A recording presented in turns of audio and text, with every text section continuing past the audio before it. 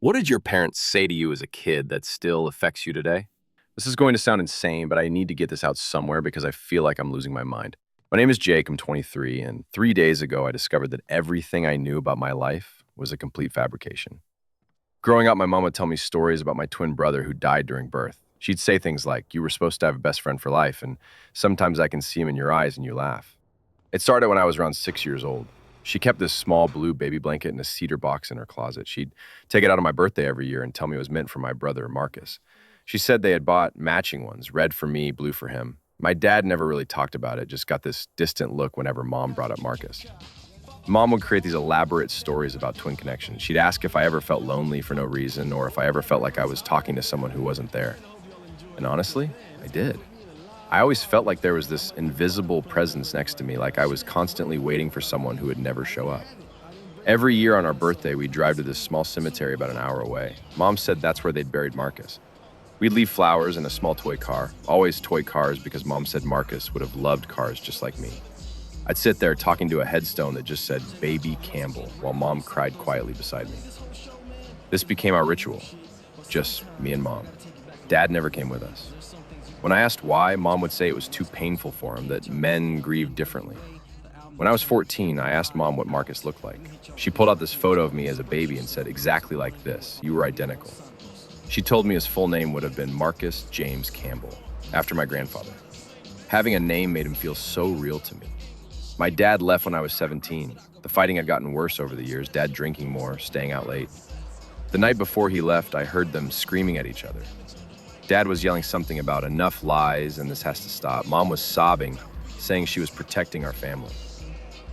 I'm 23 now. I haven't spoken to my dad since he left. Mom told me he moved to Colorado and started over. I believed her. Why wouldn't I? Last week, I got a LinkedIn message from someone named Marcus Campbell. The profile photo looked exactly like me. I thought it was some sick catfish or scam. I almost reported the account immediately, but then he sent another message.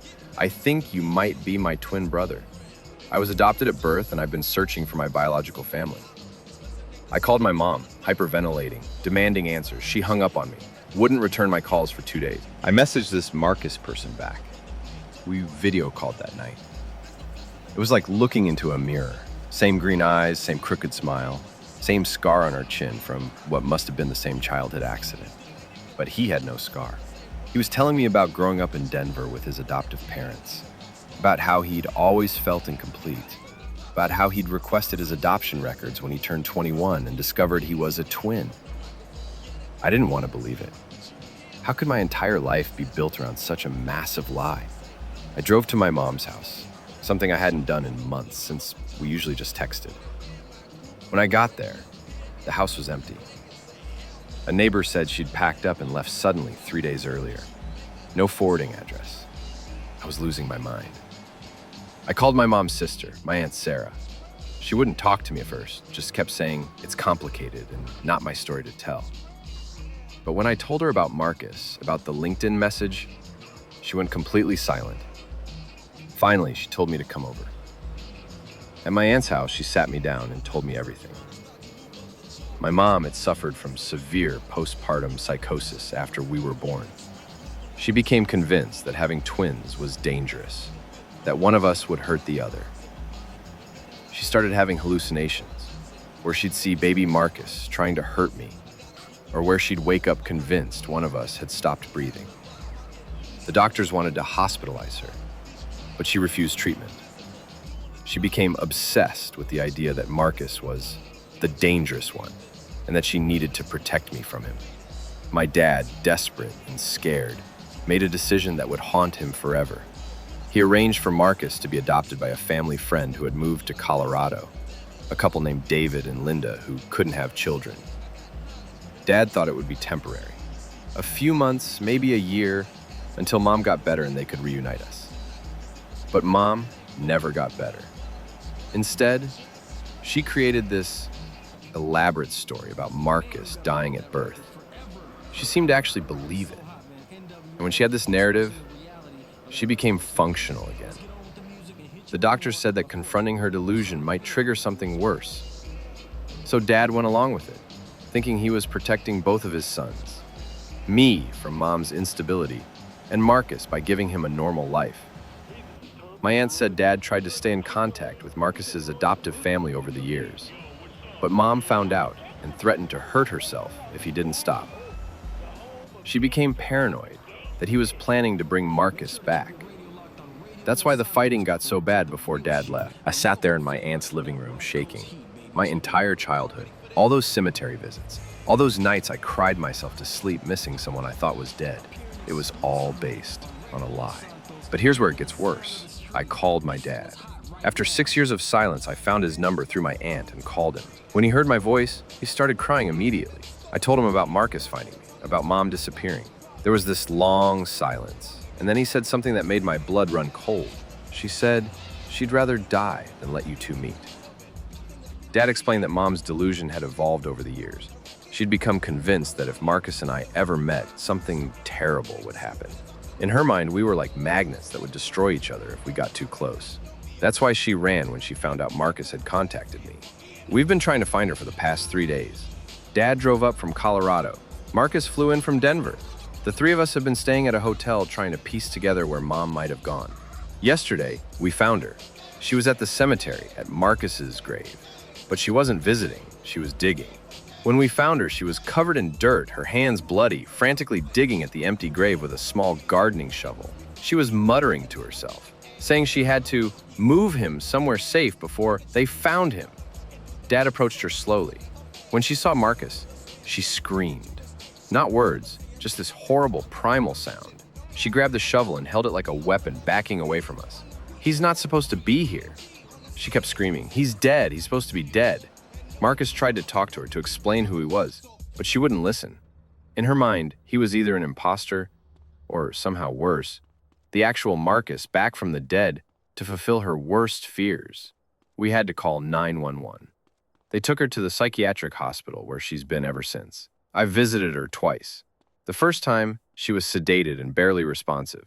The second time, yesterday, she was more alert, but still convinced that Marcus is dangerous. She looked at me with these wide, frightened eyes and said, "I saved you once, Jake. I can't save you again if you let him stay." The doctors say she has a fixed delusion that's likely untreatable at this point. She may never accept that her fears about Marcus were unfounded, that the danger she perceived was never real. Marcus and I have been spending time together, trying to make up for 23 years of separation. It's surreal. We have the same laugh, the same way of running our hands through our hair when we're nervous, the same weird habit of organizing things by color. But it's also heartbreaking. We compare our childhoods and realize how much we missed.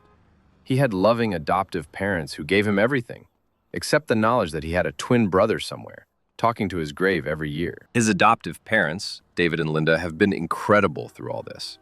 They're flying in next week to meet me and Dad. They said they always wondered about Marcus's biological family, but respected the closed adoption agreement.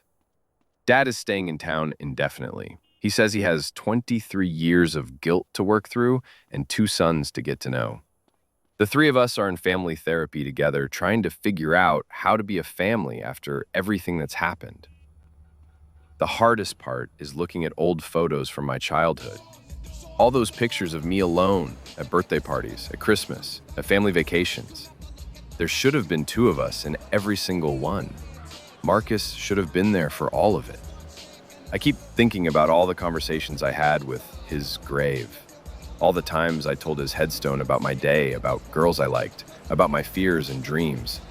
He was alive the whole time, growing up 300 miles away, having his own conversations, with the empty space where his twin should have been. Mom stole 23 years from us. Not just from me and Marcus, but from Dad too. He's been carrying the secret alone, watching me grieve for a brother who was alive and happy and missing me just as much as I was missing him. The doctors say Mom truly believed she was protecting me. In her fractured mind, separating us was an act of love, not cruelty. But intention doesn't erase impact. Her delusion destroyed our family and robbed us of decades together. Marcus and I are planning to take a trip together next month. Just the 2 of us. We want to visit all the places from our childhood that the other missed. He wants to see my high school, meet my friends, I want to see his college, meet his adoptive family properly. We're trying to build a relationship from scratch while grieving the relationship we should have had all along. I still visit mom at the hospital. She's stable now, on medication, but she'll likely never be able to live independently again. On her good days, she can look at pictures of Marcus and me together without becoming agitated. On her bad days, she still insists he's dangerous and begs me to stay away from him. Last week, she had a moment of clarity. She looked at a photo of Marcus and me at coffee and said, very quietly, "You look happy together." It wasn't much, but it was something. A crack in the delusion, maybe. A tiny acknowledgement that the danger she'd feared for 23 years had never been real. I'm angry at her. I'm angry at Dad for going along with it. I'm angry at the system that failed to get her proper treatment. But mostly, I'm just sad. Sad for the childhood Marcus and I should have had together. Sad for the mom I thought I knew, who turns out to have been fighting invisible demons the whole time. Sad for Dad, who made an impossible choice in an impossible situation. Marcus and I video chat every night now. Sometimes we don't even talk, we just do normal things like watch TV or browse our phones, but together, making up for all those nights we should have been in the same room, being normal brothers. The other day, he said something that keeps sticking with me. I spent 23 years feeling like half a person. Now I know why. That's exactly how I felt too. Like there was always someone missing. Always an empty space next to me that should have been filled. We're whole now, or at least we're trying to be. But we can never get those 23 years back. We can never have the childhood we were supposed to have, the fights and friendships and shared memories that twins should have. Mom gave me a ghost for a brother because she thought it was safer than the alternative. Instead, she stole half my life from me. And I'm still trying to figure out how to forgive her for that. But I found him. Against all odds, despite all the lies, Marcus found me. And maybe that's enough to start healing from the rest. Update, posted 2 days later. I wanted to thank everyone for their support and share one more thing that happened yesterday. Marcus and I went to visit his grave together, the empty grave I'd been visiting my whole life. We brought flowers, but not sad ones. Bright sunflowers, because Marcus loves them, and I never knew that about him. We didn't mourn. Instead, we celebrated. We celebrated finding each other. Celebrated the family we're building now. Celebrated surviving Mom's delusion and Dad's impossible choices. As we were leaving, Marcus said, "Thanks for talking to me all those years. I heard you. I don't know if I believe in twin telepathy or any of that mystical stuff, but I do know that some part of me always knew he was out there, alive, waiting for me to find him. We're going to be okay. Different than we should have been, scarred by what we've been through, but okay. Sometimes the people who love us most hurt us the deepest. Sometimes protection looks like destruction. Sometimes the truth is so buried under good intentions and mental illness that it takes decades to dig it out. But we found each other, and that's what matters now."